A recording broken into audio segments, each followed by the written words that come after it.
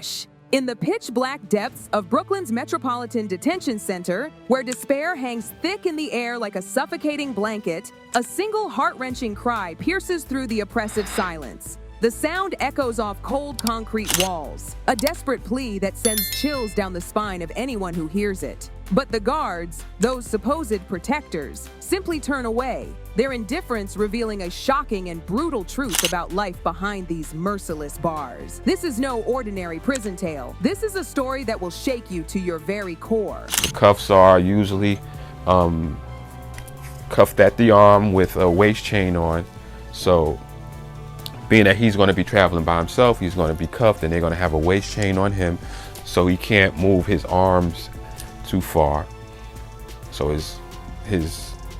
the chain is going to be around his waist. Sometimes it's a belt, sometimes it's a chain, and he's going to have leg irons. So he's not going to be able to run or anything like that. And then they're going to take him to the court, and then they're going to turn him over to the courts there, and then they're going to take everything off and they're going to search him again. Most of the time they will search you again, and then they put you in the cell and wait for the judge to call you up to the courtroom when they're ready for him.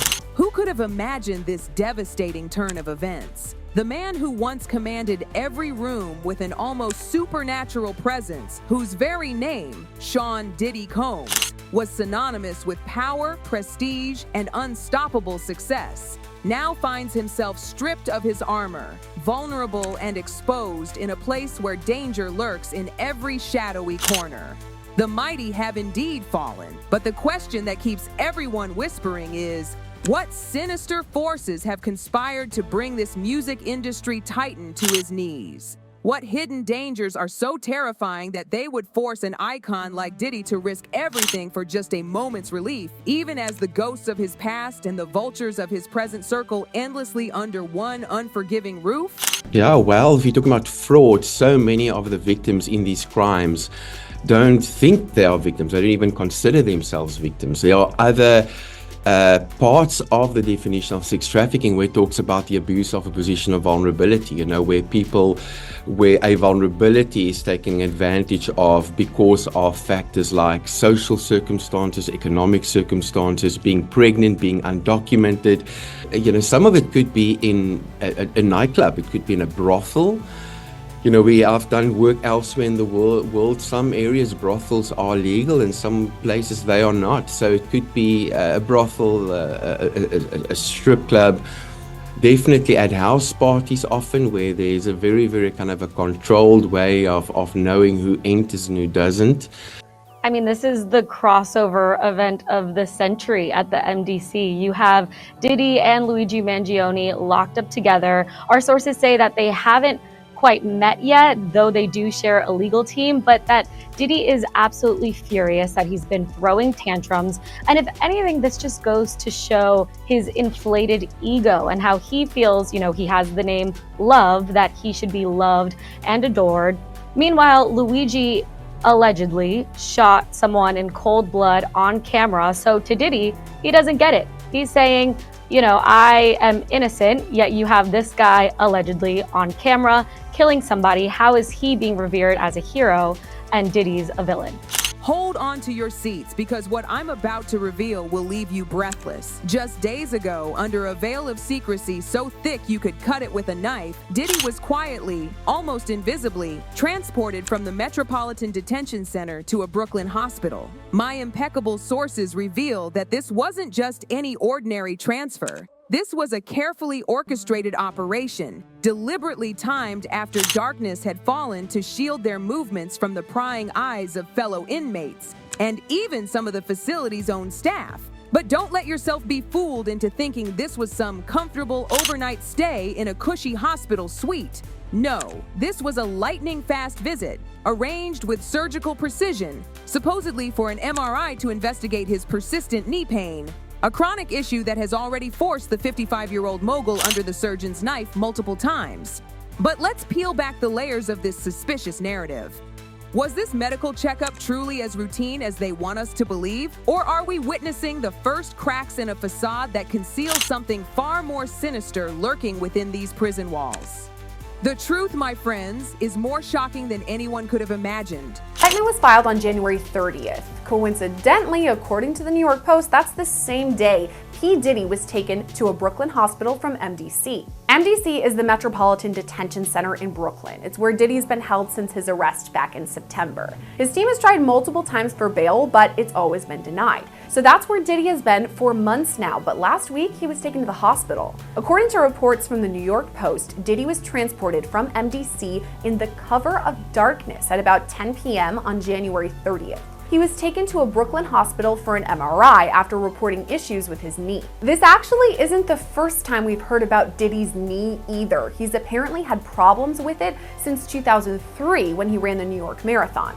So why is Diddy getting raced out in the cover of darkness, we keep hearing? Why does he get the cover of darkness? Why does he get taken out because he needs an aspirin? Help me, Dr. Hendricks. Well, I'll tell you, each inmate gets a physical within 14 days of their arrival at any facility. And I'm sure, based on reports of him having several knee surgeries throughout the years after being a marathoner back in 2003. So this may have been in the works in terms of getting him out for an MRI, because I know that they don't have that equipment at the institution. And I'll just tell you this, they probably had set this appointment up months, maybe weeks ago, and they set it up for the evening. To leave at 1 a.m. in the cover of darkness. Let me paint you a vivid picture of the living nightmare that is the Metropolitan Detention Center, a concrete jungle where the strong prey on the weak and even the mighty can fall. This isn't just any prison. This is a powder keg housing over 1,200 inmates, where violence doesn't just simmer beneath the surface, it explodes with terrifying regularity. The facility's blood-stained history reads like a horror novel. Fatal stabbings that leave both inmates and staff trembling in fear, brutal assaults that shatter both bodies and spirits, and a climate of terror that seems to grow more intense with each passing day. But the violence is just the beginning of this hellish tale. A recent interagency sweep uncovered a treasure trove of contraband that would make even the most hardened criminal's jaw drop, an arsenal of drugs that would stock a small pharmacy, homemade weapons crafted with deadly ingenuity, and, brace yourselves, thousands upon thousands of electronic devices, all part of a sprawling underground network that operates in the shadows of this supposed fortress of justice. While federal authorities puff out their chests and declare with hollow conviction that violence will not be tolerated, the brutal reality paints a very different picture. Even someone as influential as Diddy finds himself isolated and vulnerable, with no one rushing to his aid when danger strikes. The conditions? They're so appalling that one judge described them as dreadful, and that's putting it mildly. The situation has become so dire that some members of the bench have actually refused to send non-violent defendants to this modern-day dungeon. Want proof of the horror? In April, a group of detainees, identified in court documents as MS-13 gang members, turned a fellow inmate into their personal pincushion, stabbing him not once, not twice, but 44 times in a savage attack caught on the facility's cameras. 2 bloody shivs were recovered from the scene, silent witnesses to the brutality that unfolds within these walls. Miraculously, the victims survived, but survival here comes at a terrible cost. The statistics paint an even grimmer picture. In just 3 years, 4 inmates have succumbed to the ultimate despair, choosing to end their own lives rather than endure another day in this hell on earth. But the violence is just one tentacle of this monster. The facility is plagued by accusations of medical neglect so severe it borders on torture, staffing shortages that leave vulnerable inmates at the mercy of predators, and a drug smuggling operation so brazen it would make a cartel blush. In the last 5 years alone, at least 6 staff members have found themselves on the wrong side of the law, charged with various crimes. Some stood accused of accepting bribes, others of providing contraband, all contributing to the perfect storm of corruption and chaos that threatens to consume everyone within these walls. You know, no jail or prison is expected to be a five-star hotel, we know that, but it's not supposed to be a house of horrors either. Yeah, the troubled and violent Metropolitan Detention Center in Brooklyn housing Sean Diddy Combs raided by the feds today. They're investigating poor conditions, rampant drug smuggling, mounting violence, and repeated inmate deaths. Eyewitness News reporter Darla Moss live at the scene in Sunset Park with what's really going on. Darla. Well, Bill, the Bureau of Prisons will only say this is an interagency operation to maintain a safe environment, but sources tell ABC News that inmates are not the target, and attorneys who've been seeing clients here for years say the timing is very curious. Here's where our story takes an even darker turn. The whispers among inmates, and trust me, in prison, whispers often carry more truth than shouts, suggest that this mysterious MRI visit wasn't just about a troublesome knee. The real story, carefully hidden beneath layers of official denials and bureaucratic smokescreens, is far more disturbing. Sources close to the situation reveal that Diddy recently found himself caught in the crosshairs of another violent confrontation, an inmate assault so brutal it left him reeling and desperate for help. While prison officials scramble to downplay these allegations, those in the know insist this isn't the first time the music mogul has found himself face to face with unchecked brutality. And in the notorious 1600, history has an unsettling way of repeating itself. It unfolded in about 15 seconds. MDC surveillance video shows Isaiah Garcia approach Christopher Byers on the top level of their jail pod with a hand inside his uniform. Garcia uses that same hand to stab Byers more than 20 times with a broken off top of a mop or broom handle he reportedly sharpened to use as a shank. Another camera angle shows one officer respond within seconds. According to the criminal complaint, she hits Garcia with pepper spray. She reportedly follows him to his cell to handcuff him as he was trying to flush the shank. Meanwhile, a handful of officers escort Byers out of the pod as he is clearly bleeding from the neck onto the stairs and the floor. Other camera angles show many more officers tend to Byers in the hallway before he's sent to the hospital. Officer Downing was the supervisor inside an MDC pod in November when two inmates asked the guard to open a cell door to give another inmate some soup. After letting them in, Downing left his post to go check out what he thought was a fight inside that cell. When he arrived at the cell, another inmate attacked him. MDC says Jose Estrada threw that first punch, then tried to yank the officer's radio from his hip to keep him from calling for help. Several inmates came from behind him to also attack him. The corrections officer then had to run the gauntlet to get through that group of inmates, all of whom were throwing punches. They wanted to assault an officer that day. Officer Downing managed to escape. The legal storm engulfing Diddy would be enough to make even the most seasoned criminal lawyer's head spin. The charges read like a prosecutor's greatest hits album: sex trafficking that spans state lines, racketeering charges that would make a mob boss nervous, and transportation for prostitution, each allegation more shocking than the last. With his federal trial looming ominously on the horizon, set to begin on May 5th, every breath he takes, every move he makes is scrutinized under a microscope of public and legal scrutiny. His repeated proclamations of innocence, passionate, desperate pleas that echo through the courthouse corridors, stand in stark contrast to the mountain of evidence that seems to grow taller with each passing day. Even his legendary status, built over decades of dominating the music industry, couldn't save him from the humiliation of being denied bail not once, not twice, but 3 times. Each rejection hammers another nail into the coffin of his freedom, painting an increasingly grim picture of a future where even fame and fortune offer no sanctuary from the harsh realities of the justice system. Just when you thought this situation couldn't get any more explosive, a recent coordinated sweep of the detention center blew the lid off a scandal that sent shockwaves through the entire system. Federal agents, conducting a surprise raid that caught everyone off guard, uncovered a veritable arsenal of contraband. Drugs of every variety, weapons fashioned from everyday items with lethal creativity, and an absolutely staggering number of electronic devices, tools that could easily be used to orchestrate further violence or, even more disturbing, tamper with crucial evidence.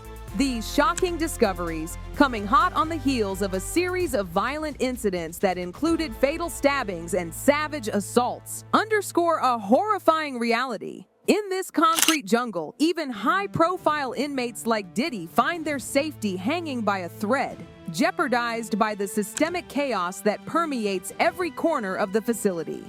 In this environment of unchecked violence and institutional failure, every cry for help carries with it the weight of tragedy and the knowledge that it might go forever unanswered.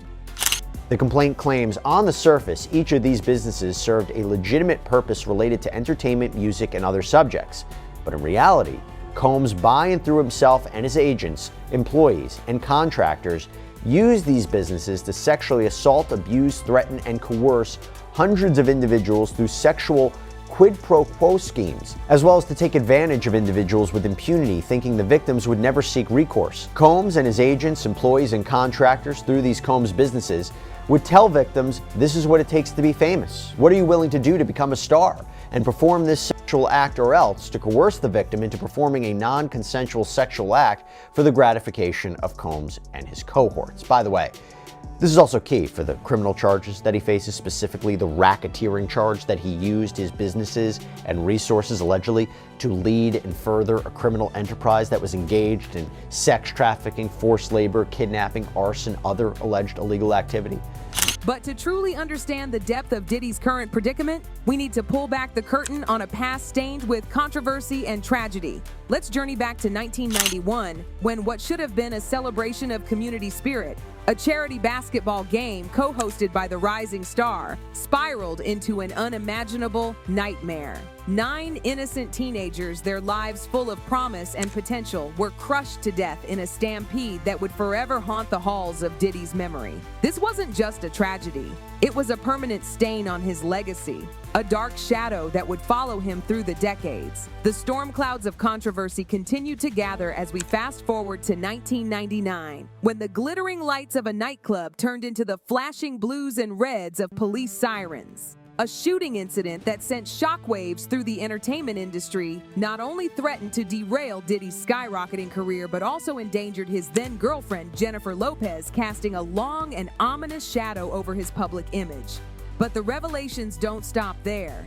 In a shocking twist that would make even the most dramatic soap opera writer blush, former Bad Boy artist Moses Shine Barrow dropped a bombshell that rocked the music industry to its core. He accused Diddy of orchestrating an elaborate setup following another club shooting, a betrayal that cost Barrow a decade of his life behind bars. This wasn't just another celebrity scandal. This was a tale of loyalty shattered and trust destroyed, adding yet another layer of betrayal to an already tumultuous history.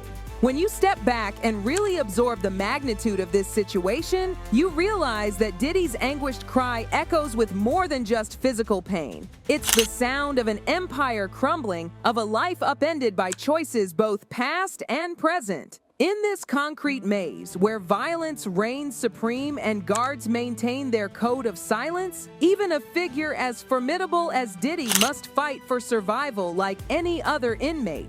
As his trial date inches closer and the ghosts of scandals past rise up to haunt him, each whispered secret and act of betrayal only serves to deepen the grim reality of his confinement. The burning question remains: will his desperate plea for help penetrate the thick walls of indifference? Or will his voice be forever lost in the cold, unforgiving corridors of justice? One thing is certain: the consequences of this fight for survival will ripple far beyond these prison walls, touching lives and changing destinies in ways we can only begin to imagine. On December 28, 1991, 9 young people died in a crowd stampede at a city college in New York City. A charity basketball game headlined by hip-hop stars Heavy D and Puff Daddy was to blame. Now, shortly after 6 p.m., according to eyewitness accounts, the crowd outside of the City University of New York broke one of the glass doors that was separating them from the lobby of the building. Now, despite the presence of at least 66 New York City cops, 38 City College campus security guards, and 20 private security guards hired by the event's promoters, the crowd was still able to surge through the doors and rush into the building shortly after 7 p.m., when the event finally got underway. Now, once inside of the lobby, the crowd rushed down a set of stairs leading to the gymnasium. At the bottom of those stairs were 4 swinging doors, 3 of them closed, that opened not into the gymnasium but into a tight stairwell.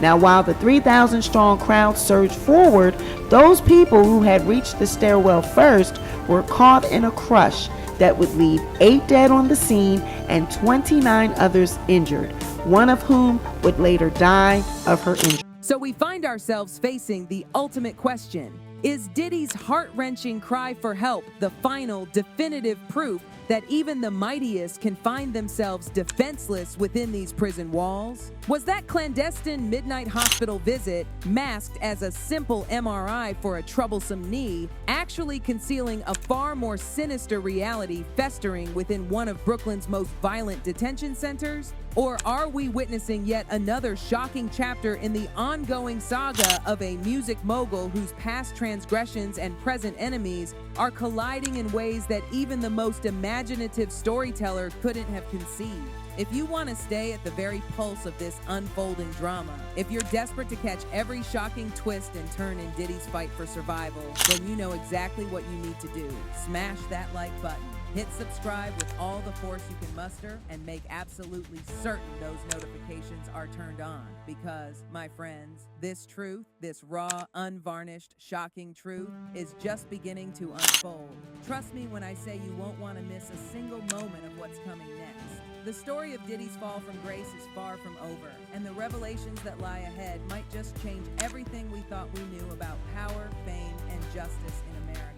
When you step back and really absorb the magnitude of this situation, you realize that Diddy's anguished cry echoes with more than just physical pain. It's the sound of an empire crumbling, of a life upended by choices both past and present. In this concrete maze where violence reigns supreme and guards maintain their code of silence, even a figure as formidable as Diddy must fight for survival like any other inmate. As his trial date inches closer and the ghosts of scandals past rise up to haunt him, each whispered secret and act of betrayal only serves to deepen the grim reality of his confinement. The burning question remains: will his desperate plea for help penetrate the thick walls of indifference, or will his voice be forever lost in the cold, unforgiving corridors of justice? One thing is certain: the consequences of this fight for survival will ripple far beyond these prison walls, touching lives and changing destinies in ways we can only begin to imagine.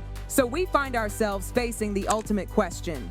Is Diddy's heart-wrenching cry for help the final, definitive proof that even the mightiest can find themselves defenseless within these prison walls? Was that clandestine midnight hospital visit, masked as a simple MRI for a troublesome knee, actually concealing a far more sinister reality festering within one of Brooklyn's most violent detention centers? Or are we witnessing yet another shocking chapter in the ongoing saga of a music mogul whose past transgressions and present enemies are colliding in ways that even the most imaginative storyteller couldn't have conceived? If you want to stay at the very pulse of this unfolding drama, if you're desperate to catch every shocking twist and turn in Diddy's fight for survival, then you know exactly what you need to do. Smash that like button, hit subscribe with all the force you can muster, and make absolutely certain those notifications are turned on because, my friends, this truth, this raw, unvarnished, shocking truth is just beginning to unfold. Trust me when I say you won't want to miss a single moment of what's coming next. The story of Diddy's fall from grace is far from over, and the revelations that lie ahead might just change everything we thought we knew about power, fame, and justice in America.